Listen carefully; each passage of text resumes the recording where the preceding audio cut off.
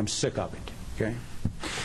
Mark, what do you say to those questions? There are a lot of businesses today that are voluntarily raising wages to try and help those the employees that they feel are faced with inequality. What's your answer to this question? Well, I've lived the American dream. I grew up very poor, and quite frankly, have done without, and I've had plenty.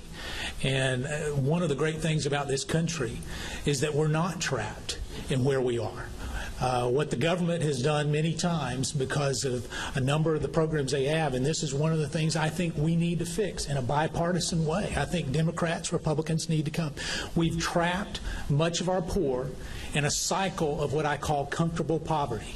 What we do is that we have them on different government programs where what we've done is, and we talk about raising the minimum wage, and if we look at that, I'll take 4 people out there.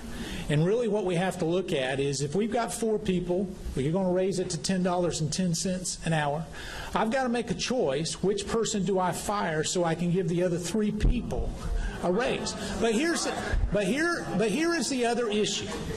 Here's the other issue. Here is the other issue. Audience, please. Let's show some respect for the candidates, please. Here is the other issue. And this is something that doesn't get talked about. The single mom, if she is making minimum wage, actually makes $15,080 a year if she works 40 hours. And when she gets an increase, and let's say she got a $3 an hour increase, what happens is the benefits that she has currently get taken away from her at 90 cents on the dollar. So she doesn't even realize the $3 an hour raise or thereabouts, because much of that is taken away with benefits that she loses. I didn't know that until I went to Congress. We had a hearing, and all of a sudden we started hearing. I said, well, no wonder there is this disincentive. We've got to fix that. That is something that I think we can fix and help people get out of that trap that they're in. All right. Tom, you have 1 minute for a rebuttal. As long as Mark is saying raise the minimum wage, we're in agreement. We're not in agreement on the impact that will have. The extra money will put more money in the hands of people who spend every dime they have on goods and services, and it will spur the economy. It is the right thing to do, and we can do that. Mark says he lived the American dream. I lived the American dream, too. We just wound up at different places, all right?